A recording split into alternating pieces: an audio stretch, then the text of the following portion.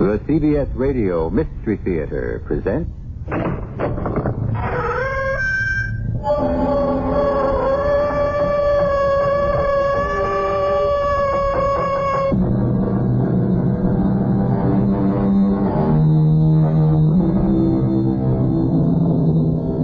Come in. Welcome. I'm E.G. Marshall.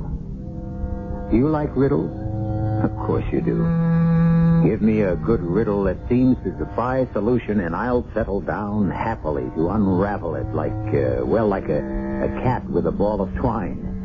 And like the cat, I usually succeed in making a tangled mess of it. But untangling a mystery, finding the answer to the riddle is fun. Unless, of course, you happen to be involved in it personally, and your life depends on finding a fast solution. Like Rachel James. Suicide, Lieutenant Forbes. Mr. Carson committed suicide. No, Mrs. James. He was murdered. That's impossible. Why impossible? Because he was the only one in his room. The windows were locked on the inside, and the door was locked on the inside. If Mr. Carson was murdered, how did the murderer escape? Frankly, Mrs. James, I don't know. Well, I do. The answer's obvious. Suicide. Well, the answer is anything but obvious. Because it was murder.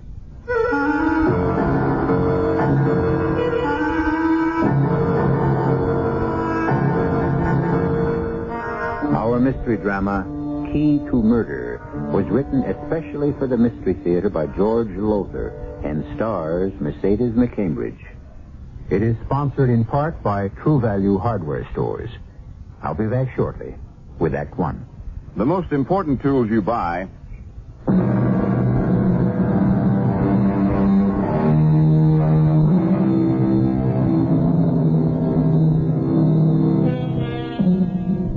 I might as well come right out and say it.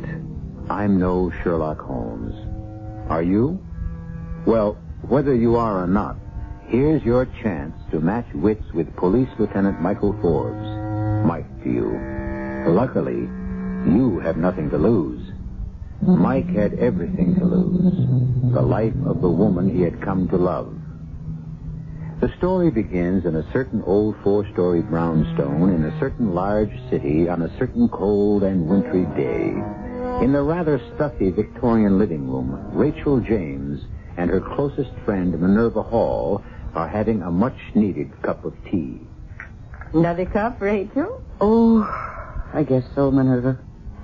Might as well enjoy it while I can still afford it. Oh, come on now. Things aren't that bad.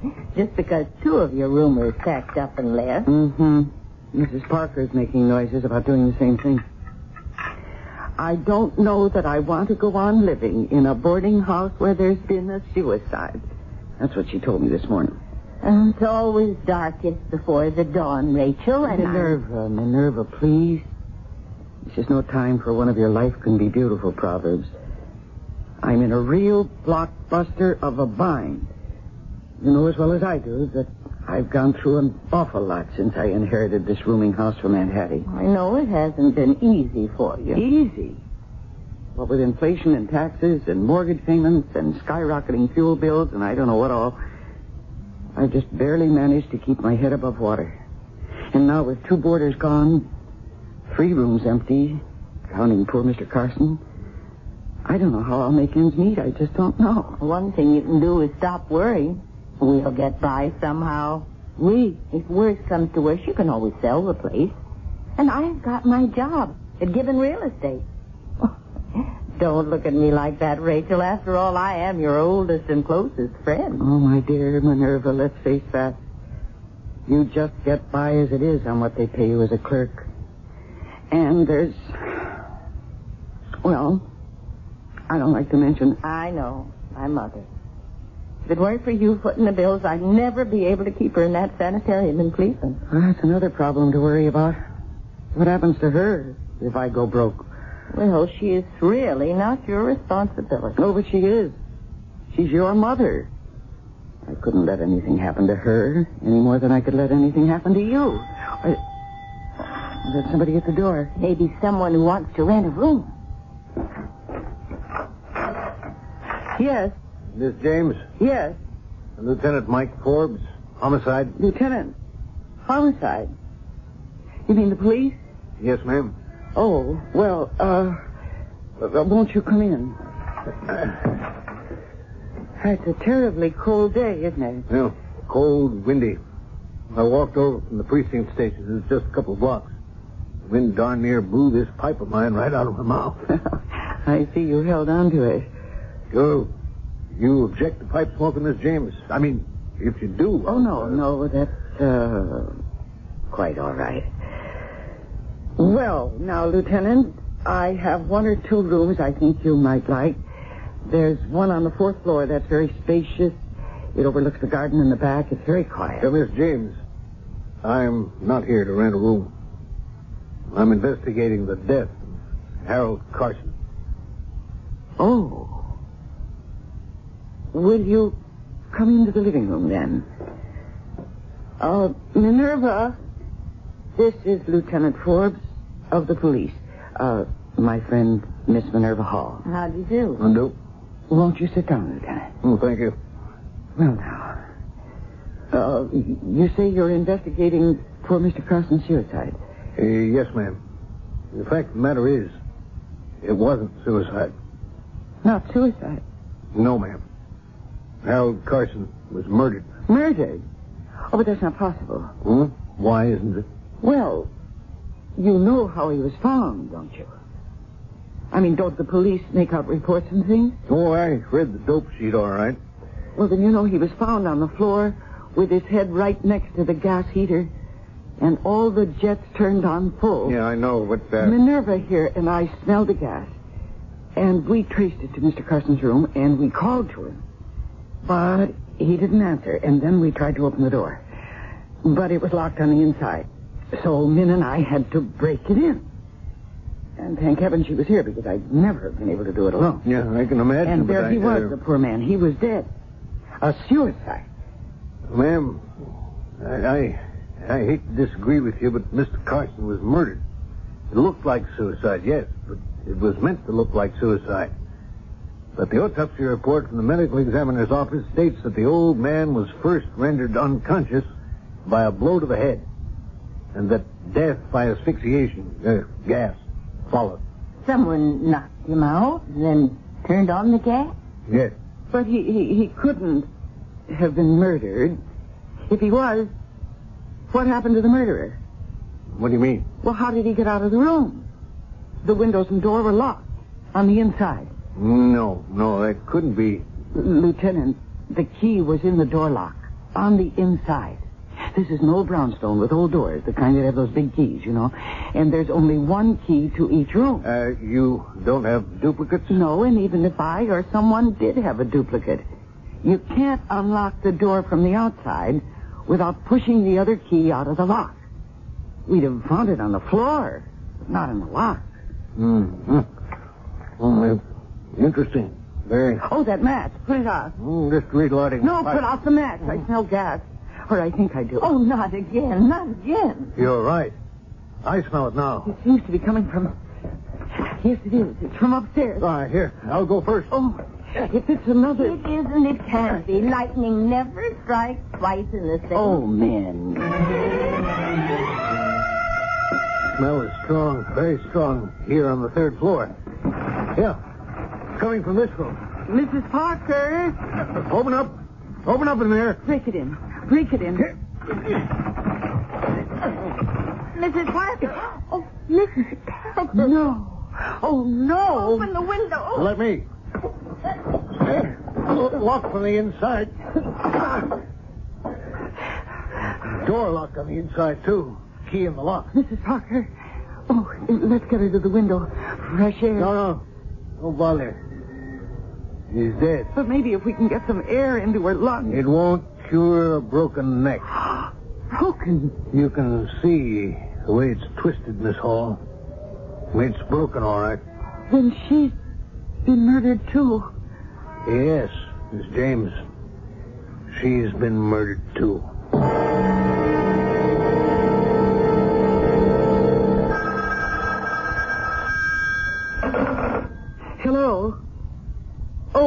Yes. Just a minute. For you, Lieutenant. Oh, thank you, Miss James. You? Well, I've questioned all but one boarder, Inspector Morris. A guy named Whitman. No. I'll stick here. It's just 5 o'clock, and Miss James says he gets home promptly at 5 every day. Yeah, well, okay. I'll see you in your office.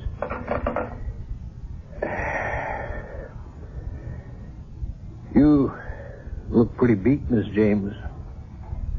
Why don't you go to lie down for a while? No, it isn't rest I need, Lieutenant. It's just a little peace of mind. Yeah, guess so. 2 murders in your house in less than 36 hours. And a wrecked livelihood. 2 more boarders, after you questioned them, told me that they were moving out. And nobody is going to move in. You can be sure of that. Things kind of rough, huh? Oh, you don't know the half of it. Mm-hmm. I haven't seen your husband around. You a widow, maybe? I'm divorced. Oh, I'm sorry. No, you needn't be. He was a drunk. I put up with that for years. I would have gone on, I guess, except that he started to cheat on me. There was another woman. I never found out who she was, but I... Oh, I guess this is Whitman, huh? Yes, it is. Mr. Whitman, will you come in here, please? If it's the... He's thrown 2 touchdown passes. The last observation you make, Jack, is the key. He hasn't been sacked. And again, I reiterate... This is Lieutenant Forbes of Homicide. And according to him, Mr. Carson didn't commit suicide. He was murdered. And then just a couple of hours ago... let me handle this, Miss James. Sit down, Mr. Whitman. John C. Whitman, right? Yeah, but what happened a couple of hours ago? Now ask questions. Well, you don't understand. I'm a newspaper reporter, Daily Globe. Well, not exactly. I want to be a reporter, and I need a break, you know. I keep looking for a break, and if there's been another suicide here, wait, you said murder. There's been another death, yes. Miss James has filled me in on you pretty much, so just answer me a couple of questions now. Sure. You work at the Daily Globe, 8 to 4:30, right? That's right, 8-hour day, half hour for lunch. Yeah. Now, Miss James tells me you always leave promptly at 7:30 in the morning, but today you didn't leave until 1 in the afternoon. Well, sort of off my feet. I called in sick. Yeah, on the day Mr. Carson met his death, on that day you called in sick too, didn't you?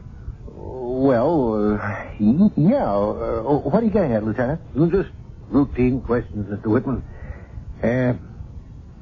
How well do you know Mrs. Parker? Mrs. Parker? Did something happen to her? Is that what this is all about? How well did you know?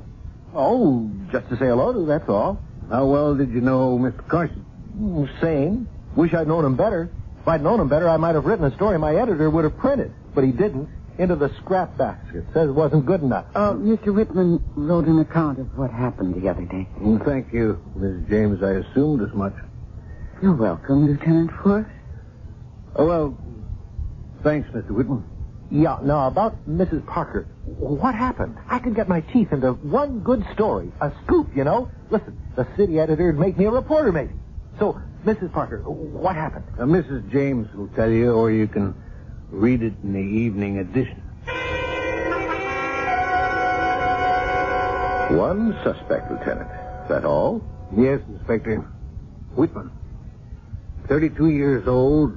Been in newspaper work since he graduated from journalism school. Dying to be a reporter and hasn't made it all these years. He's hot for a scoop. Well, it struck me he could maybe be making his own scoop.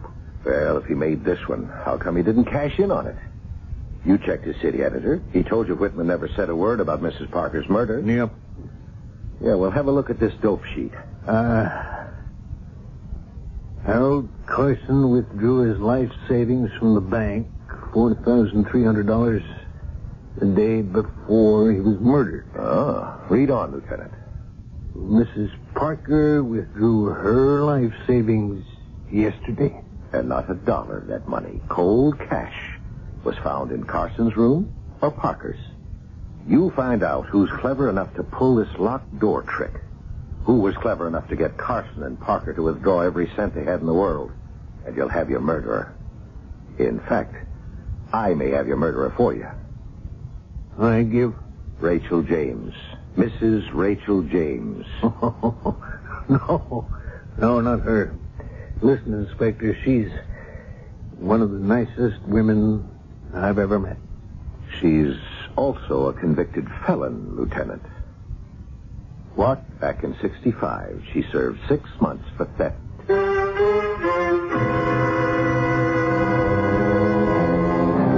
The look on Lieutenant Mike Forbes' face reveals not only shock, but something else. I don't know what it is myself. Maybe... Well, no. It couldn't be that. He's only known Rachel James a few hours at most. And I never believed much in love at first sight. I don't know. Maybe we'll find out when I return for Act 2. You know how...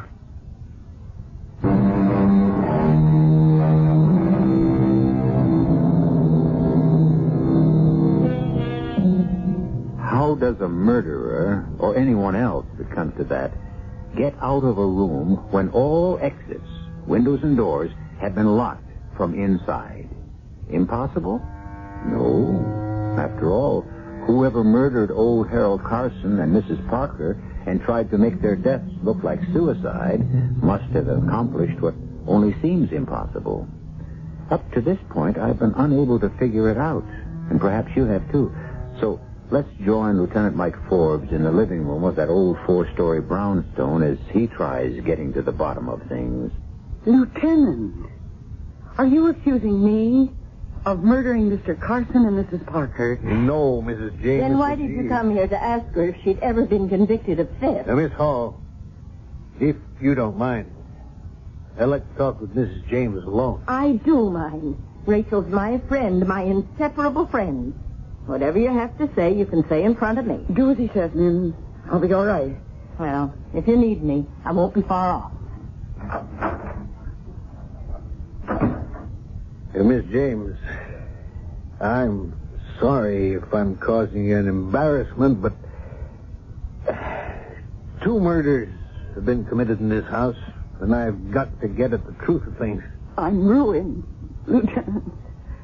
That bad? It couldn't be worse. I'm afraid I'm going to have to sell, whether I want to or not. Well, at least you get a good price. Land values in this area are high. Gone up, too, since they built that office complex and shopping mall over on 8th. Yeah, but, look, I've got to ask you these questions, Miss James, and it'll be in your best interest to answer them. Now then, you did serve a 6-month sentence for theft, didn't you? Yes. And I suppose that, makes me a murder suspect right there. Oh, no. I just have to check out everybody's all. Now, about that theft. Were you guilty? No. Was Miss Hall? No. But it could have looked as if she was. And... Oh. You know. You've known all along. Well, like I said, I've been checking. Well, if you knew, why'd you bother to ask? See how you'd react? You reacted fine. Well, thank you. And I'm sorry. I didn't mean to offend you. Getting back to the theft, your friend Miss Hall, well, her boss had given her $900 in cash to put in the bank. Is that right? Well, never mind. I know it's right. You came to the office to go to lunch with her and waited for her at her desk while she was in the ladies' room. When she came back, she opened her desk drawer to get the envelope with the money in it, and it was gone. Now, you just told me you weren't guilty. Is that so? Why'd you plead guilty? Well, why? To protect me, Lieutenant. Yes, I've been listening outside the door just in case you got too rough with Rachel. Oh, Min. You might as well know, Lieutenant. You probably know anyway. I stole that money. Min. No, it's got to come out now. My mother came down ill, very ill, and I needed money. When my boss gave me that $900, well, the temptation was too big for me. It was a stupid thing to do, especially since I was sure to be suspected, as I was. But that's when this wonderful woman here stepped forward and said she'd done it. When you had to be with your mother, she needed you. And I was divorced and living alone. Oh, you sacrificed yourself for me, Rachel. And I'll never forget it. Someday I'll get the chance to repay you. Yeah, well, I'll move along now. And thank you for being so frank and open with me about the theft of that money. You knew anyway. No, Miss Hall. I didn't know.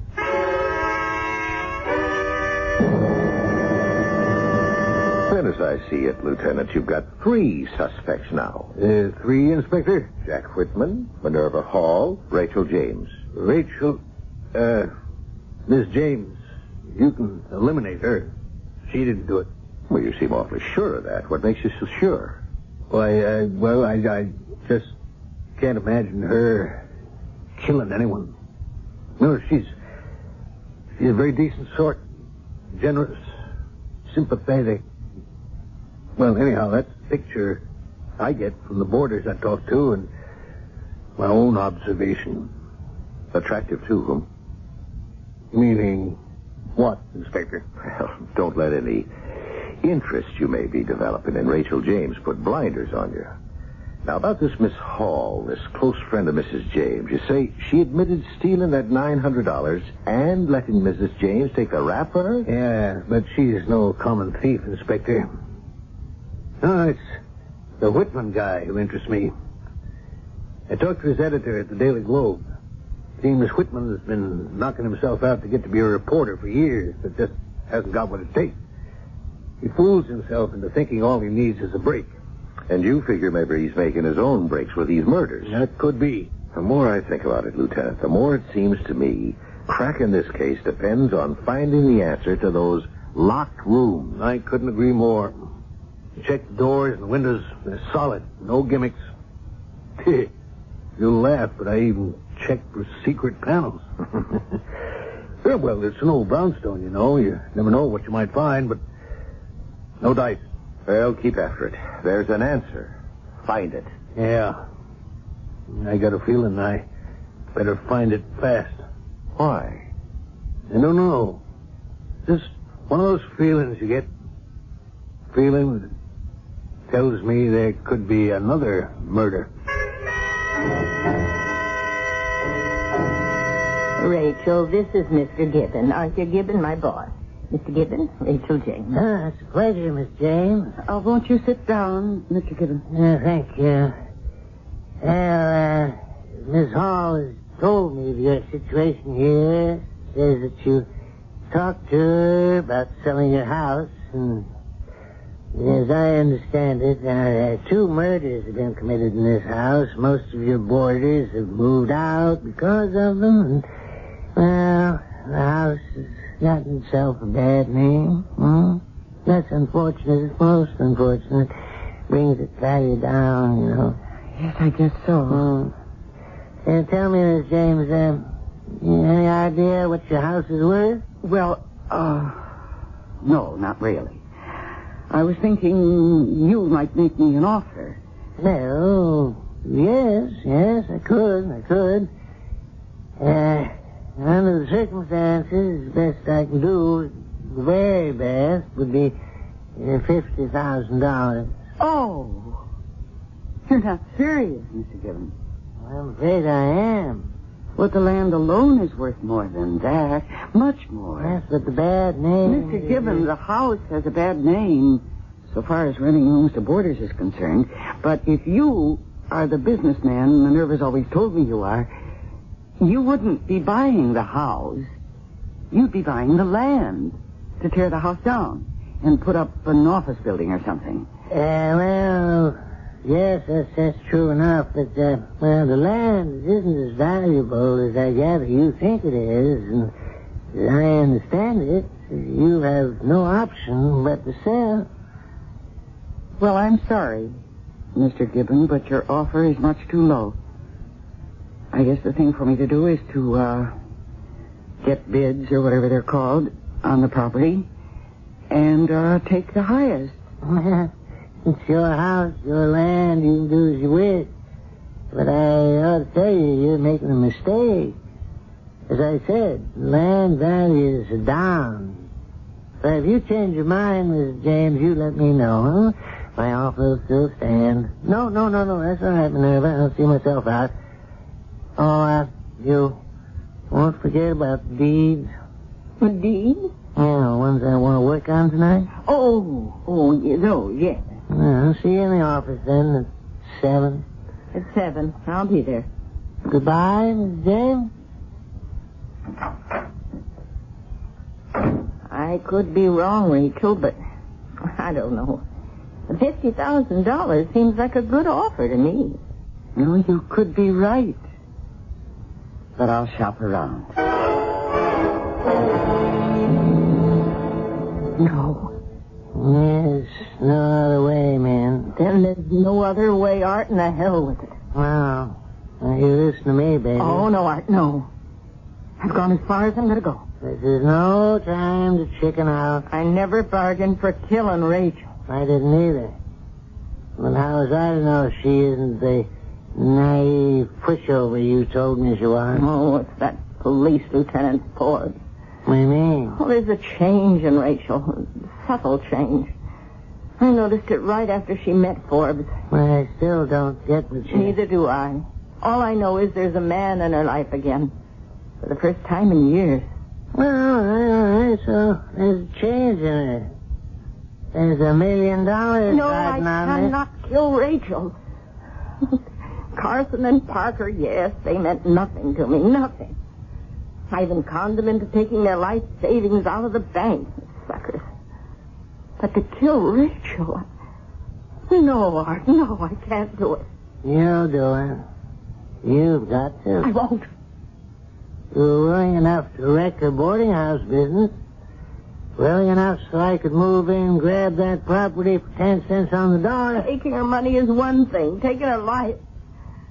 No, Art, no. I guess there's some little spark of decency left in me. Decency?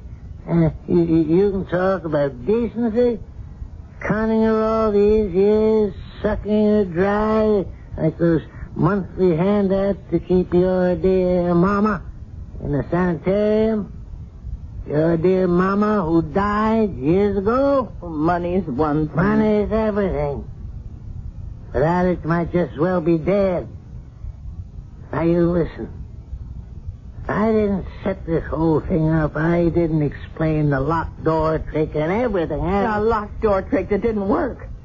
The cops found out it was murder, not suicide. Thanks to you, not me.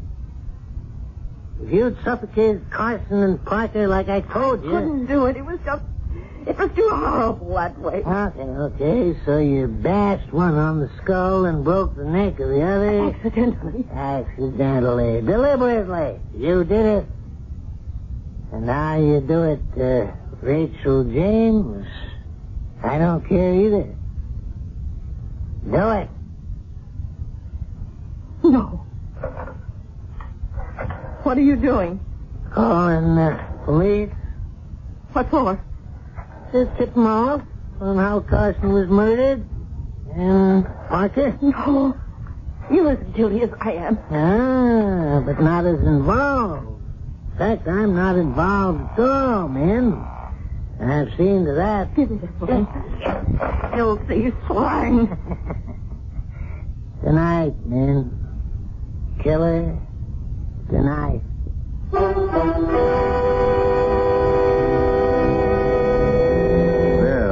a spark of decency may still flicker in Minerva Hall's soul, but clearly it's been thoroughly quenched by Mr. Arthur Gibbons. Or has it? We'll see. We'll also see how someone can walk out of a room locked on the inside when I return for Act 3. This is WBBM Chicago.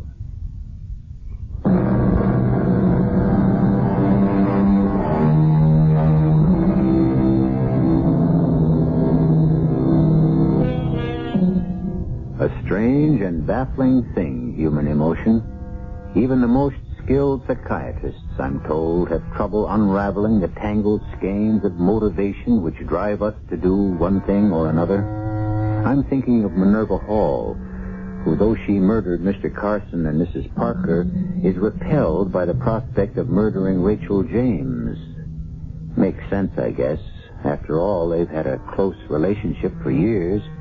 And as for Rachel, sensing that Mike Forbes is something to lean on, somebody who can give her some protection, perhaps even shield her against a world she's finding it more and more difficult to cope with, well, let's see. Sit down, Lieutenant. Cup of tea? No, thanks, Miss James. It's a cold day. Very cold. I thought you might like something to warm you up. Well, I could use something. You mean something stronger than tea? But you're on duty. Well, not officially. Not officially, I'm not. Well, Scotch? Yeah. Bourbon, then. Rye, actually. Oh, dear, I don't think I... Well, I might. Look. Lieutenant, if you're not on duty, officially, why are you here? Oh, that, two reasons. One is your friend's mother. Minerva, her mother? Yeah. Is it a fact you've been helping to support Miss Hall's mother in a sanitarium in Cleveland? Oh, yes. But how did you know? Oh, there's lots of ways. Funny thing about police work. You start digging into one thing and you come up with 10 other things. Oh, here you are. Oh, thank you. And, if you'd like to smoke your pipe. Oh, well, thanks. To tell you the truth, I bought a new one. A new pipe? Well, the old one, I guess it was getting kind of rank. Try a new kind of tobacco, too. So if you really don't mind... No.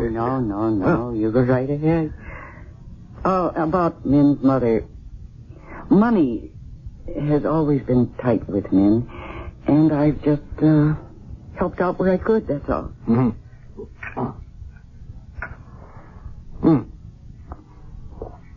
I see. What is it you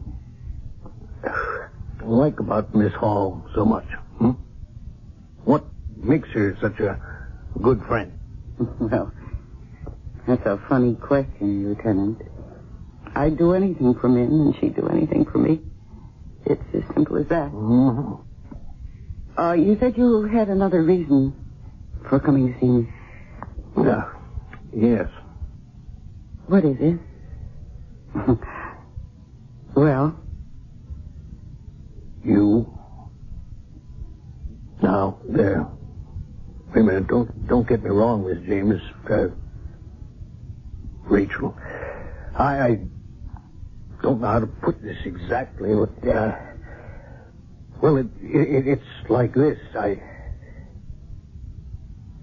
Oh, hang it all, Rachel. I like you. Well, I like you too, Lieutenant. You do? Mm-hmm. Well, women, they scare me. Always have. But not you, though. Mm-hmm. You're...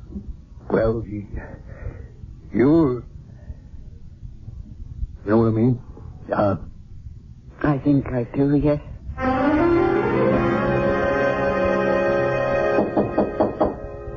Come in. Oh, Minerva. Feeling better? Oh, sure. I just thought I'd lie down for a while. Brought you a cup of broth. Good and hot. Oh, thank you. That's very thoughtful of you. This bedroom of mine always has been chilly, even with the gas heater going. Yeah, So here, this'll warm you up. Mm-hmm. So you did the town with Lieutenant Forbes last night, did you? Uh-huh. It was a marvelous time. Just to be taken out again would have been fun, but Mike, he's a wonderful man. You better be careful. You know what they say, marry in haste, repent and leave. Oh, man, who said anything about marriage? Your eyes and that look on your face, that's what says... Oh, nonsense. There's no thought of marriage at all. We hardly know each other. Oh, I'm sleepier than I thought. I better start waking up. I have an appointment at Metropolitan Realty at 11 this morning. About the house and land? Oh, drink that broth while it's hot. Yeah. And I've got appointments at a couple of other real estate firms this afternoon, too. It's going to be able to get those bids I mentioned, baby. You won't improve on the offer Mr. Gibbons made, Rachel. Well, maybe not. Oh, good heavens. I can't be this sleepy. Yes. Yes, Rachel, you can. Oh, nonsense. I didn't get much sleep, that's for sure, but... Oh, what in the world? Well, you dropped your cup and saucer. Well, I don't understand. How could I? You're drugged, Rachel. Huh? Sleeping pills in your broth. Enough to knock you out fast. Sleeping pills? What is this? I don't want to do this, Rachel, but I got no choice. No choice? It's your neck or mine. It was Art's idea. Art Gibbons. We're lovers, Rachel. Well, we were. Oh, and how could you do this? How could... Rachel. Rachel. Goodbye, Rachel.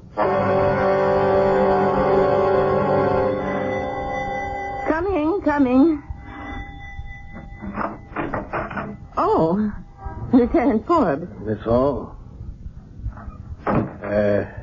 Miss James in? Oh, yes, but she's lying down. I hear you two painted the town together last night, huh? Oh, I wouldn't say painted it exactly. Enjoyed ourselves. Oh, Mr. Whitman, isn't it? Yeah, how are you, Lieutenant? Okay. Yeah, quite a bundle of laundry you got there. Yeah, always go out and pick it up Saturday morning. My day off. Well, see ya. I'll tell Mrs. James you dropped by, Lieutenant. Oh, well, maybe she'll be up before I go. I really dropped by to see you, Miss Hall. Me? About what? Well, one or two things. Your mother, for one. My mother? Yes. According to my information, Rachel's been supporting her in that Cleveland sanitarium for years, giving you a monthly check for just that purpose. Oh, what of it? I checked with the sanitarium. He told me your mother died 4 years ago. Yeah!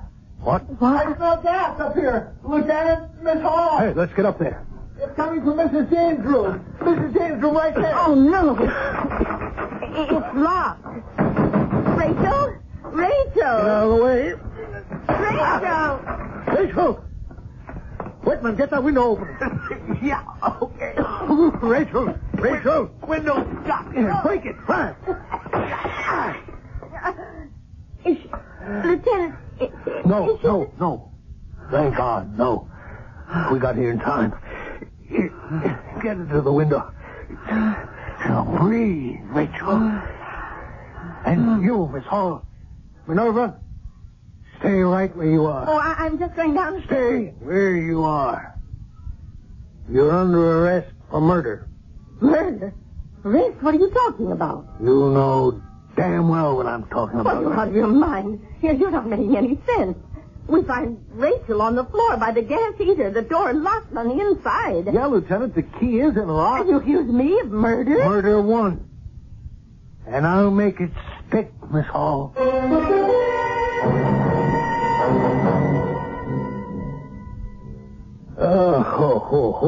I take my hat off to you, Rachel. You sure know how to boil a steak. I'm glad you enjoyed it, Mike. I will never understand how Min could have done to me what she did. Well, it's easy enough to understand. For a cop it is, anyhow. I meet all kinds of generous, greedy, those you can trust, those you can't. What makes some one way and some another, well, that I will never understand. People, you can't figure them out. You figured out the mystery of the locked rooms fast enough. Oh, that didn't take much. If Minerva had been smart, she'd have gotten away with it. I mean, if she'd used sleeping pills on Carson and Mrs. Parker the way she did on you, then maybe I'd have bought the suicide bit. But Carson and Mrs. Parker were obviously murdered. So the murderer couldn't have gotten out of their rooms, leaving them locked on the inside. It's impossible, of course. So, I had to keep looking for the possible. In other words, how did the murderer make it look as if each door had been locked on the inside, when actually the murderer had left the room and locked the door from the outside? And the answer, when you found it, was so simple. Yep. And once you found it, you knew that the murderer had to be Minerva. Had to be. Murderer had to be present when those doors were broken in. You and she broke into Carson's room. And she was there when the three of us, her, you, me, broke into Mrs. Parker's. And all Min did was to take advantage of the confusion. And slip the key, which, of course, she kept with her, into the lock on the inside. As simple as that. Well, you may call it simple. But I think it was a marvelous piece of deduction, for which you deserve more steak and potatoes. Oh, no, I couldn't. I'm full up. I would like to smoke my pipe, though. That's okay with you? You better know that it is. And it always will be. Mike?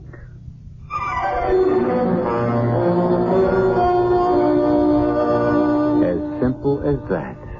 The murderer locked the door on the outside, and then, breaking in later, simply slipped the key into the lock on the inside. Simple? I think it's ingenious. I would never have thought of it. Would you? I'll be back shortly. Hi, I'm Susan Anton. Fitness that feels good by day needs firmness that feels good by night. That's why you'll love the Certa-Perfect Sleeper. Luxurious top comfort plus deep inner support. You get both with every perfect sleeper. So remember, be a perfect sleeper. Try a perfect sleeper, perfect sleeper. By Certa. It's a healthy investment in yourself. The boy next door's a doctor, and he's single. My daughter, what a girl. She's single, too. I'll invite him for some donuts and my coffee. Maxwell House, I'm leaving it up to you. Maxwell House is good moment. Maxwell House is good coffee. Good to the last drop. Maxwell House. Get together with the great taste of Maxwell House coffee. Coffee you can count on. Good to the last drop. Maxwell House.